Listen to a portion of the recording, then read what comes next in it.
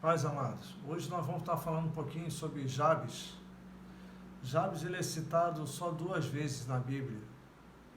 E nós vamos estar falando um pouquinho sobre esse homem, sobre a diferença que ele fez no seu tempo. A palavra paradoxo, ela vem do latim paradoxum e do grego paradoxo. O prefixo para, ele quer dizer contrário ao, ou oposto. E o sufixo doxa quer dizer opinião. Deus gosta dos paradoxos, ele gosta de usar o que ninguém usaria para confundir o sábio. Vamos estar lendo ali em 1 Coríntios, no versículo 1. 1 Coríntios,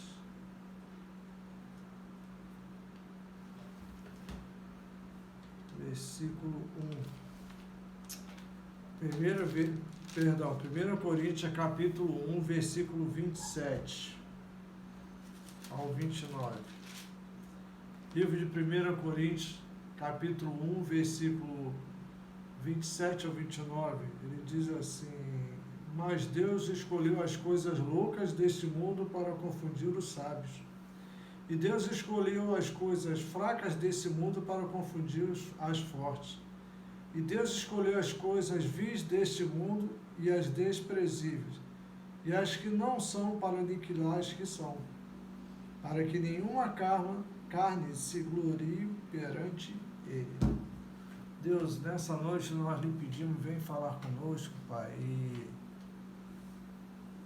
Deus, usa-me da maneira que o Senhor desejar e que essa palavra possa vir, Deus, frutificar em nossas vidas e que nós possamos nos posicionar assim como Jabes.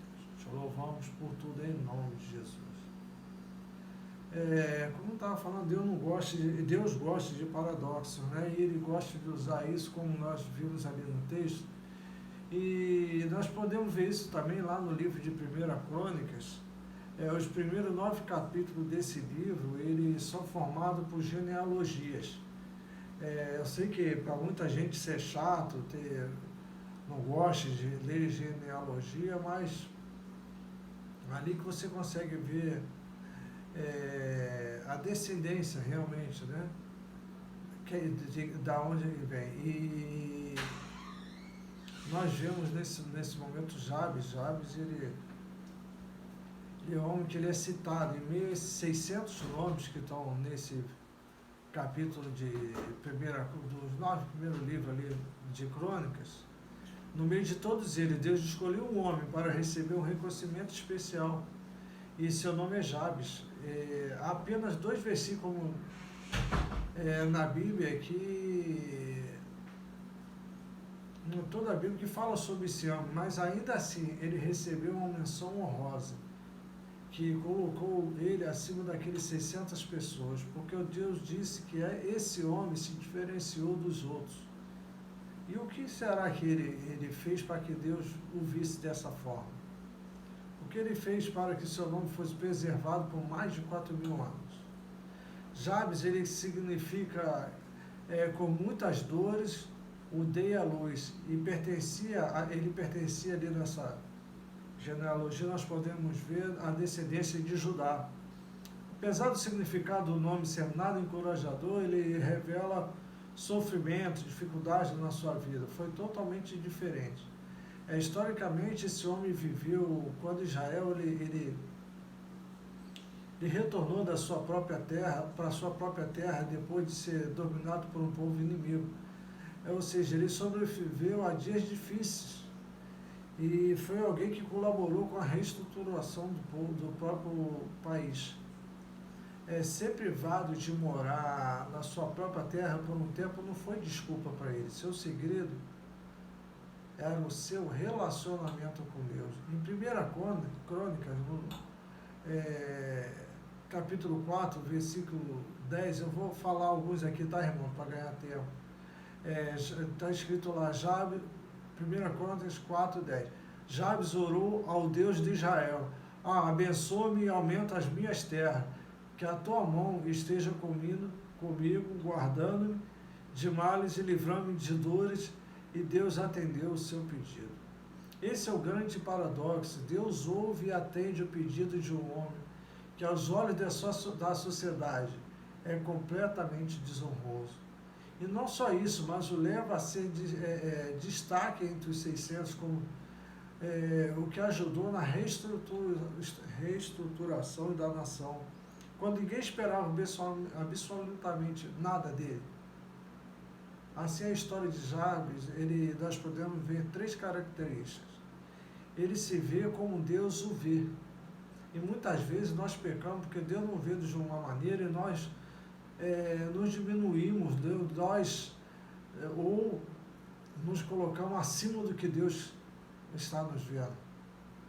A Bíblia diz que este homem era considerado mais honrável do que seus irmãos. Ele não deu esse destaque, o Senhor lhe concedeu isso. Deus o via dessa forma. Uma vida conduzida pela fé é aquela que vê as coisas não com os olhos humanos, mas com os olhos do Pai, com suas perspectivas.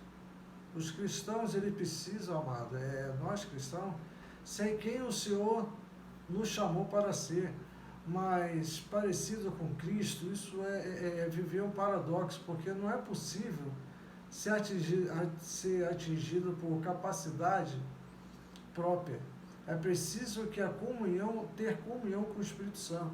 Quando nós dependemos da nossa própria capacidade, nós não alcançamos nada. Jabes entendeu que ele precisava de ver como Deus, de se ver como Deus o via. É a mesma coisa que está escrito lá em Romanos, no capítulo 9, versículo 25 e 26. Como ele diz em Oséias: chamarei o meu povo a quem não é meu povo, e chamarei minha amada a quem não é minha amada. Vamos procurar depois, irmãos, podem estar lendo lá Romanos 9, 25, 26. Deus quer tomar aqueles que são considerados desprezíveis, quer transformar aqueles que são considerados pessoas desprezíveis em pessoas relevantes. Outra característica é que ele acredita que Deus ainda pode responder às suas maiores orações. Mesmo em sua maior dor, mesmo ele estando em estado de dor, sentindo dor, ele acredita nisso. No meio daquele terrível contexto em que vivia, depois os irmãos podem pesquisar mais e meditar em cima da história de Jabes. Jabes ora a sua maior oração. Ele não procurou alcançar benefício por sua capacidade própria, ele procurou a presença de Deus no momento da sua maior dor. Reconhecia que somente ele poderia guardar a sua vida e o guiar. Ele entendia que somente ele era a sua segurança e ninguém mais, que somente Deus era a sua segurança. Ele elege Deus como seu refúgio e habitação firme. Assim, diante das tempestades da vida, porque Deus, ele deu uma proteção, então poderia prosseguir.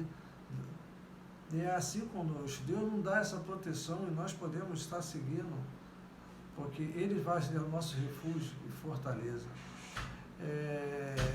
Da mesma forma, precisamos confiar em Deus, amado, e não temer as surpresas que a vida nos traz. Às vezes nós levamos caminho que aparece surpresa e às vezes nós paramos com medo ou tememos. O Senhor é o nosso socorro. Da grande quantidade de pessoas mencionadas nesse livro, mais uma vez, eu estou enfatizando isso, querido, porque ele fez a diferença no seu tempo, e é isso que Deus quer falar conosco hoje. Apenas Jabes é dito que foi o que orou. Deus ainda procura aqueles que oram. Amados, nós estamos vivendo um tempo em que a oração é que vai fazer a diferença. Sempre fez, mas hoje, cada dia mais. Nós temos que estar orando pelo nosso país, pelo nosso político, pela situação para a qual o Brasil está se encaminhando, está cada vez mais crítico. Só a oração pode mudar. A terceira característica é clamar por um milagre para ser um milagre para outra pessoa. Jabes, ele pediu para ser uma bênção para que os outros pudessem se beneficiar disso. Ele pediu para que a mão do Senhor estivesse sobre ele e é o símbolo da graça. É como se ele estivesse dizendo, Pai, eu não quero ter mais os hábitos que tenho, eu não quero mais causar dores. Eu quero ser uma bênção para as pessoas. E isso tem que ser um desejo dos nossos corações também. Quero ser um milagre para alguém. É a oração de uma pessoa, não de um herói, mas de alguém que vive para o próximo e que depende do Espírito Santo para praticar esse amor. Ao longo da sua vida, Jabes ele não fez mais do que obedecer aquilo que ouviu do seu povo. Aquilo que ele aprendeu com o seu povo, obedecer o que Deus determinou para ele. Nós descobrimos nossa real identidade em Deus quando obedecemos aos seus mandamentos. Como está escrito lá em João 14, 21. Vamos estar lendo esse texto? João 14, 21. Livro de João, capítulo 14, versículo 21. 14, 21. Aquele que tem os meus mandamentos e os guarda, esse é o que me ama. E aquele que me ama será amado de meu Pai. E eu amarei e me manifestarei a ele. Um versículo muito conhecido, mas que se renova todo dia, que nós temos que ser assim. Se vivemos dessa forma, realmente o Senhor fará de nós verdadeiros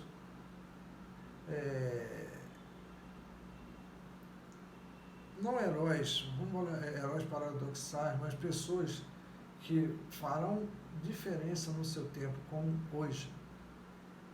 É a nossa hora de nos levantarmos e sermos essas pessoas, assim como Jabes fez lá na época dele.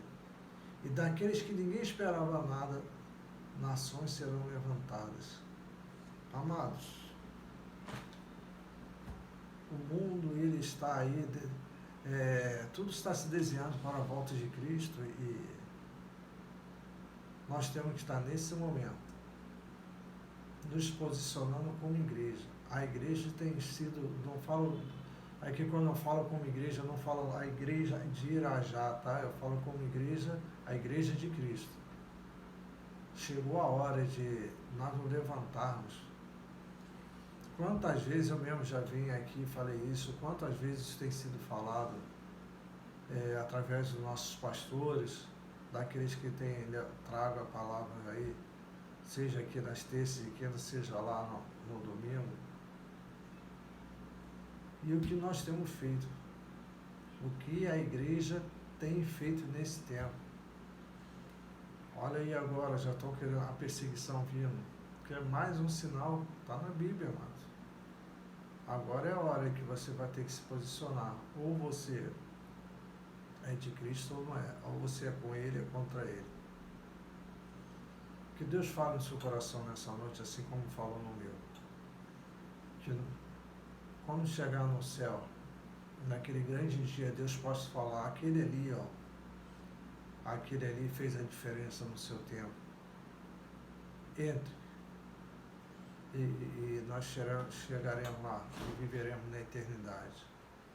Amém, amados? Que Deus abençoe a todos, em nome de Jesus.